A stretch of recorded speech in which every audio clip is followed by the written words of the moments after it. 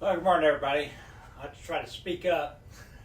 I actually got the camera in the hall so I could try to show the entire layout.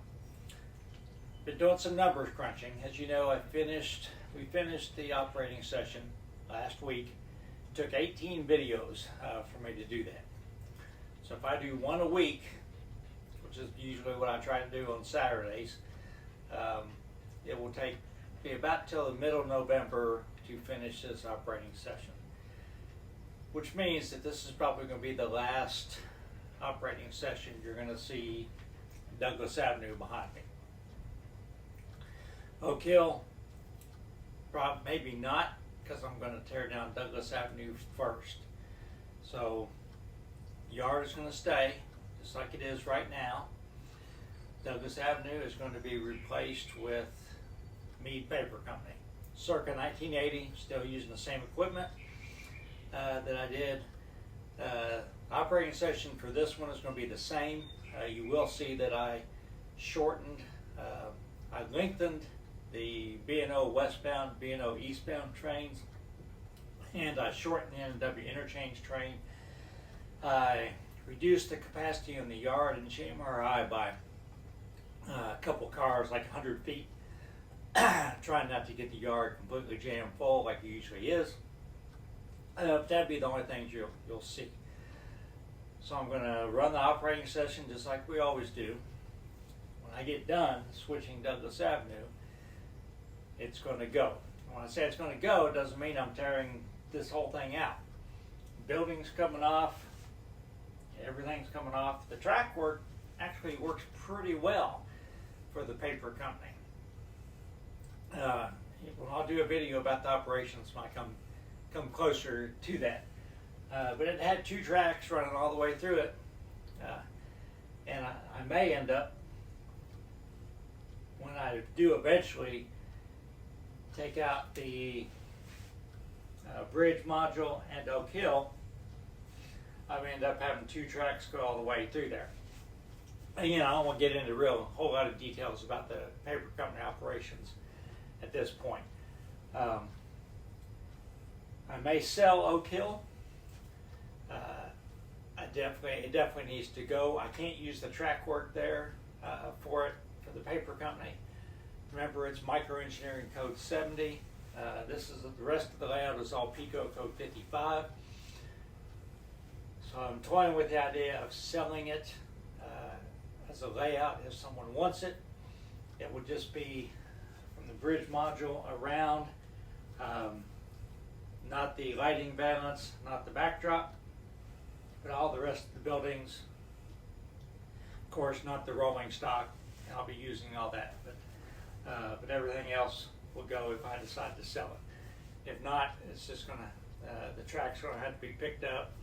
I can still use the base of it, but I'm not gonna be able to use anything else. So that's the plan right now. We're going to start out, this is a new operating session. So I've built the 4 trains in JMRI. This is what it looks like. So I like listing them out like this because it helps me as a yard master or whatever.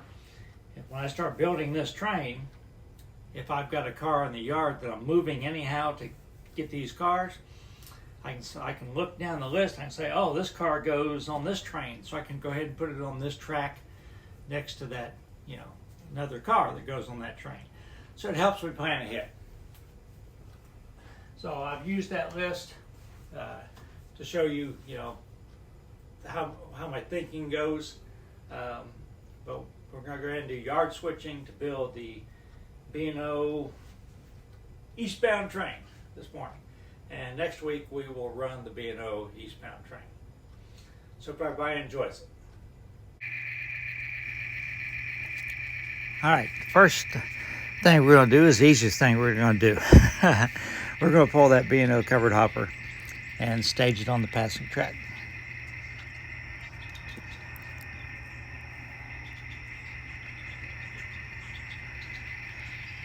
I've tried to cut out some of the extraneous move so the video is not too long since I had such a long introduction.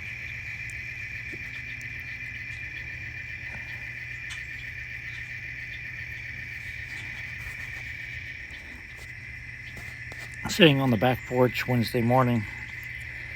It's been hot and humid and dry here. Hoping for some rain today.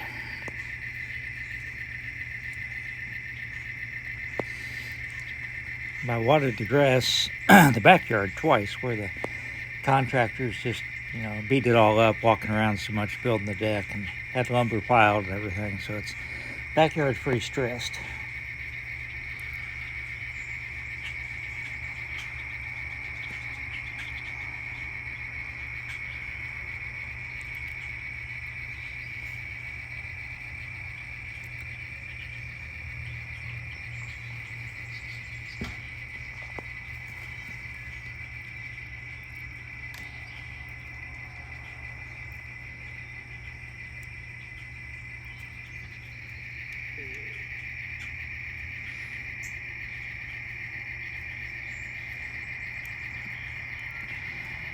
Next thing we're going to do is go down the next track, and we've got 3 of the 6 cars for our train are on that track.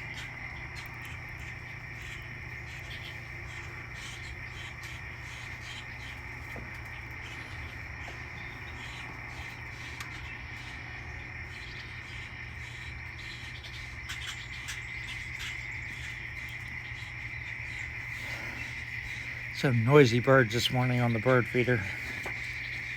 Got a lot of baby birds this time of year, so I've been trying to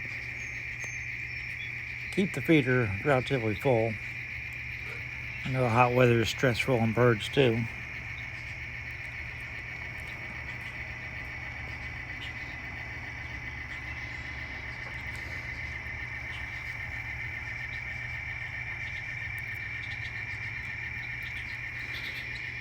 So the bulkhead flat car on the end of the string is going to go on our train.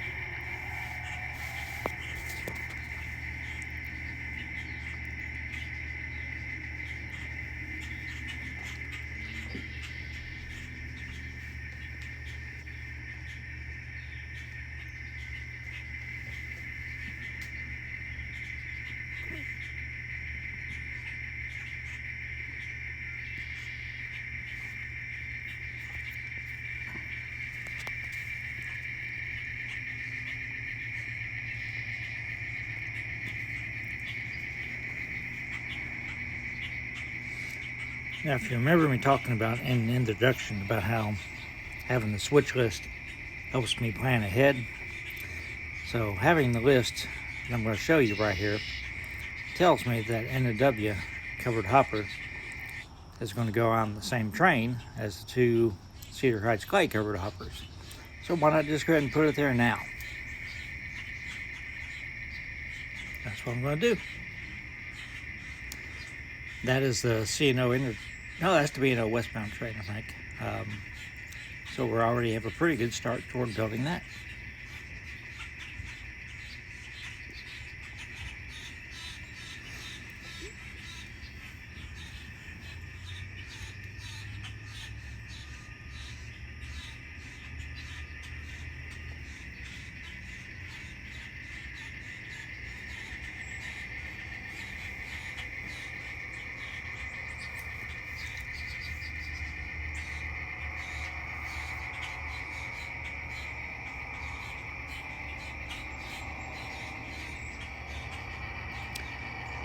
Alright, so the black tank car and an empty gondola, they go on our train. So we're going to go and spot those on the, attach it to the bulkhead flat.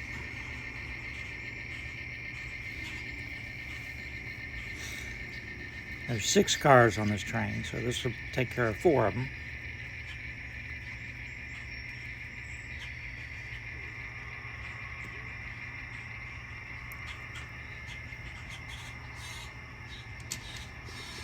Oh, I forgot to edit one out. There's a good uncoupling anyhow, so they don't always go that well.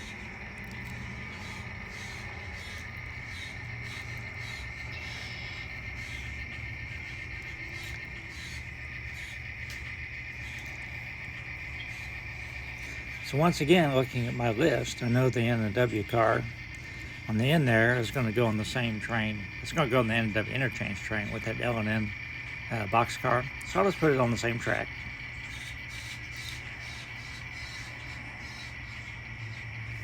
Now the white covered hopper is actually staying in the yard, whether it's going to be delivered to wherever. That's really the only spot it could go to. I'm not sure.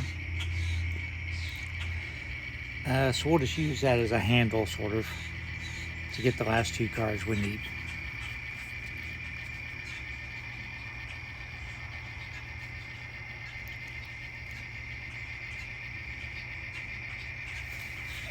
Get up and let Jazzy in. She's been slowly prowling around the yard. Old girl's slowing down a lot.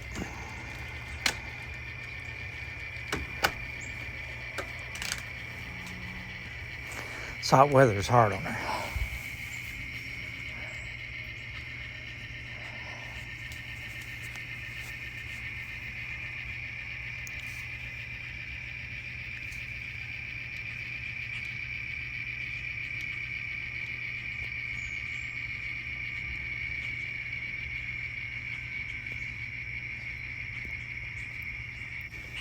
So this is my 2nd week of essentially being retired. It's sort of weird. I'm sort of losing track of the days in a way, because the weekends used to be a big deal, and now they aren't. And there's nothing really to mark the time. It's not like football season where there's a college game on Saturday and a pro game on Sunday. Baseball's basically 162 games in almost every day of the year. So I'm just I have to think to myself, is today Tuesday or Wednesday? What day is it?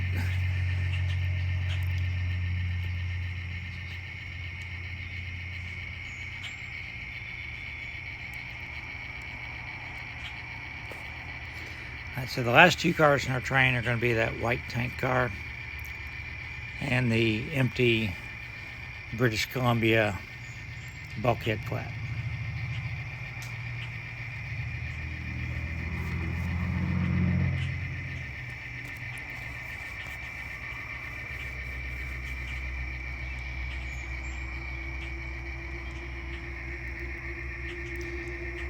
Looking up over Standard Elevator.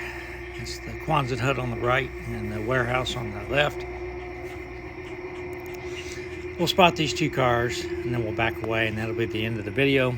Again, trying to keep it reasonable length. Yard switcher is going to go ahead and put those cars that's attached to it in the most reasonable place. And we'll probably go ahead and run this train next week. So hope everybody has a great Saturday, great weekend, and stay safe.